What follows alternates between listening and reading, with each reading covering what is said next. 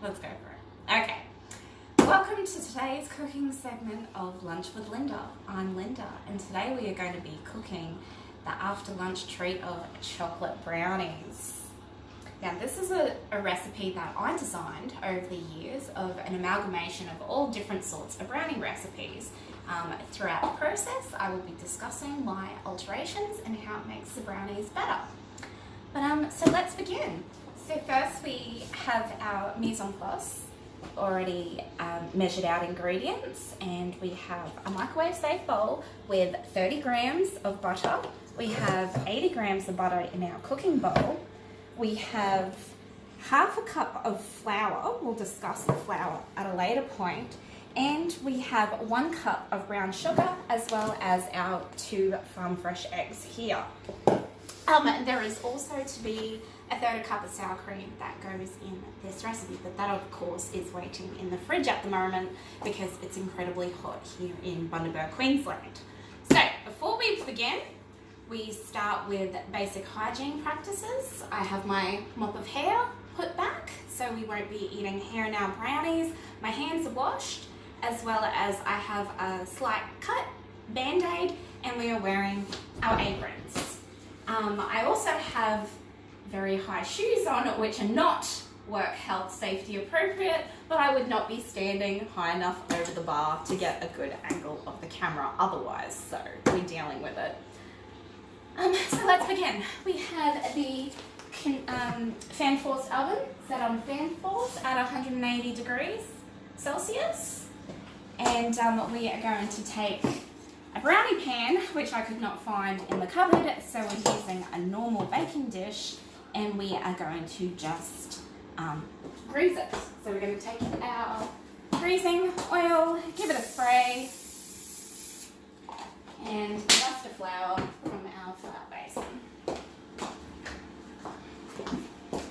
Again, this is why we wash our hands before beginning. So just put in a dust of flour and tap out the excess.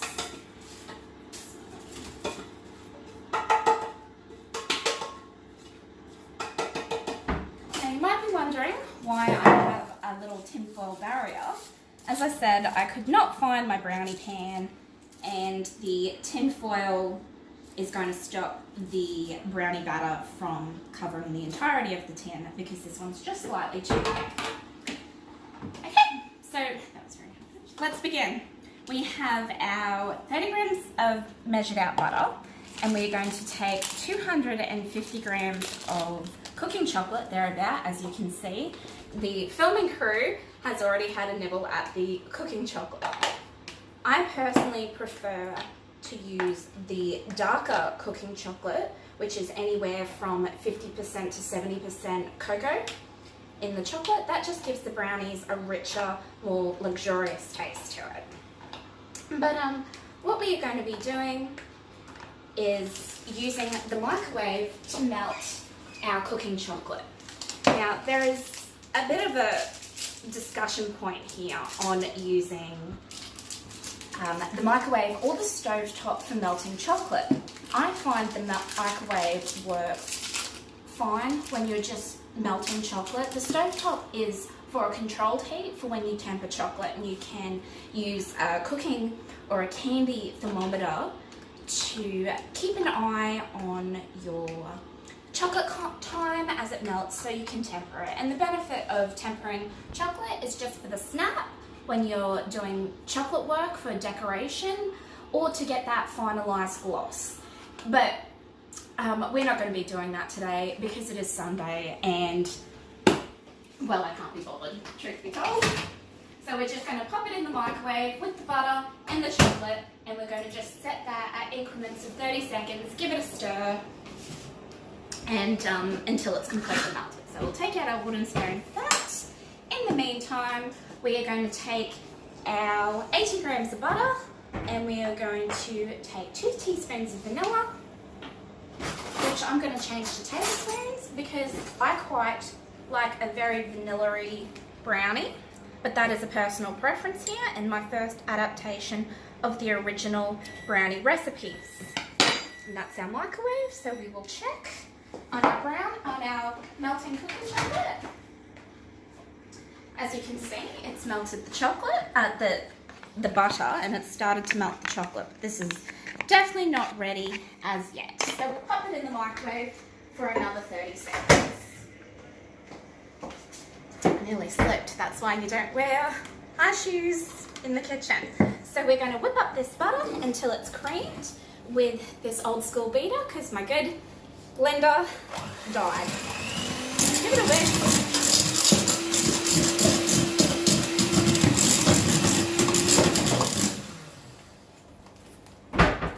The power just came out. Thank you, cameraman. Give it a whisk until it's a nice creamed consistency. To that, we are going to add our brown sugar, and this is what makes the brownies really decadent. So we're going to mix that through.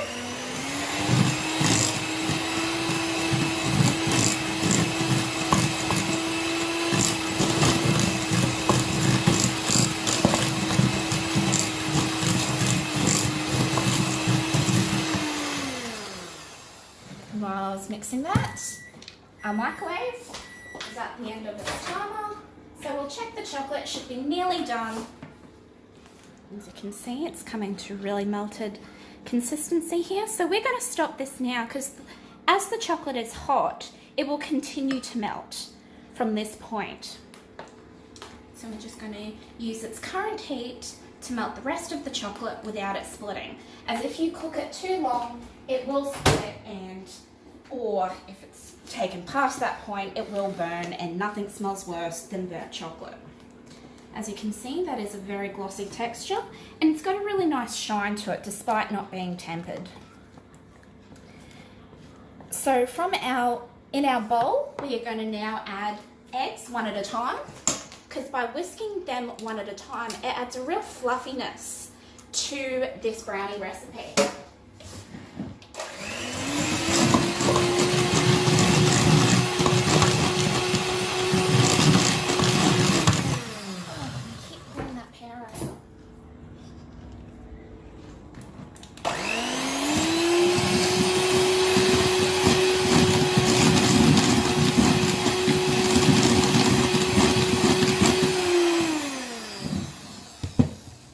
Going to scrape the bowl down between each beat from this point forth, if I can find a spatula.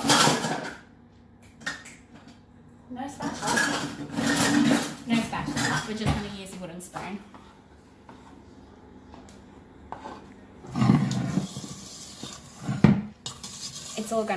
All the ingredients are going to end up in this bowl, and by mixing the spoons at this point, it won't make any difference to the end product. But we're going to add our second egg in. Now, eggs act as a raising agent in cookery, so that's another important reason why to beat them separately, because that allows the maximum raising per egg.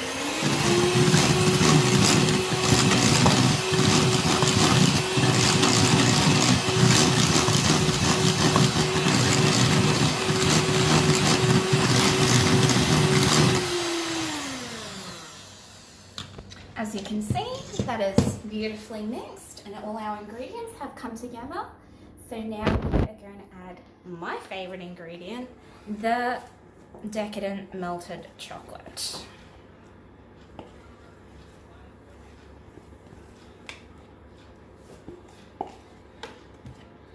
I'm going to get it all in there.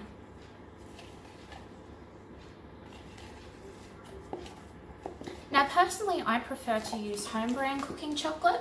I have made this same brownie recipe with multiple different types of chocolate, from the Cadbury Nestle chocolate to Lindt chocolate, black and gold chocolate from IGA, and also today we're just using the Woolworths home brand chocolate. I find, as does my family, that the home brand chocolates just seem to be a gooier chocolate, and it adds more decadence to the brownie recipe. But that's just a personal preference. You're welcome to use any sort of chocolate you personally like. But personally, I quite enjoy this one.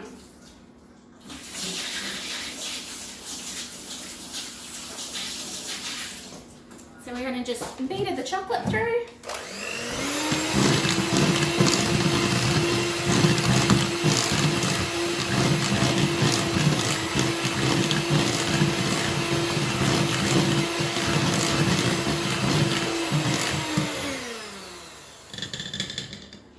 Now, aside from the raw eggs in this mix, I would happily just eat that poured over ice cream. It is absolutely delicious. But so it becomes an actual brownie, we're going to add our flour. Now the reason I said we were going to come back to the flour is because the original recipes require half a cup of plain flour. In my recipe, I go 1/4 cup plain flour and 1/4 cup self-raising flour. That just also adds a bit of fluffiness to the brownie rather than it being quite stodgy and almost has that raw feeling once it's, even though it is cooked. So I'm just going to sift this pre-mixed flour I'd done earlier, shake it through, and from this point I'm just going to fold the flour in so as not to knock any air out of it. Just give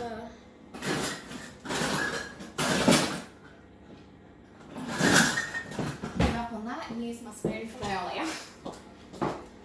Obviously quite prepared. Now at this point you might need to add a little extra flour, and from here I always add a little more extra self-raising flour rather than the plain flour, but again that's because of the rising of the brownie batter. But and the reason you might need to add more flour is because if you're anything like how I just measured the chocolate, I had 2 blocks of chocolate at 200 grams. 1 block had already had some eaten out of it from my assistants here, and I just guessed the measurements, approximated it, because it doesn't make a great deal of difference if you're adding a couple of extra pieces of chocolate or not. But what we're going to be doing with the remainder of the chocolate is just melting it down with a little bit of butter and a pinch of salt to make an icing or a ganache for our brownie batter. But to me, this is perfect. It's got a nice liquid to it. You see it's still coating the spoon. It would actually be absolutely decadent, and I can't wait for these to be finished cooking. But I nearly forgot the sour cream. So let's nip to the fridge. Now, the reason why there's sour cream in this mixture is it adds the gooiness to the brownies. That fudgy brownie. So it gets added in last, and I really did nearly forget it. So thank you for the onlookers who reminded me. But again, we're just going to fold it in until we can't see any white spots. That's looking pretty good to me.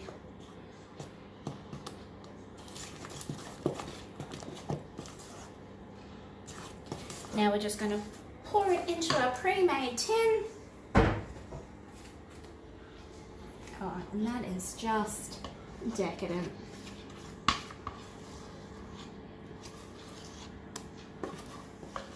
So you can see I've made these brownies a lot of times.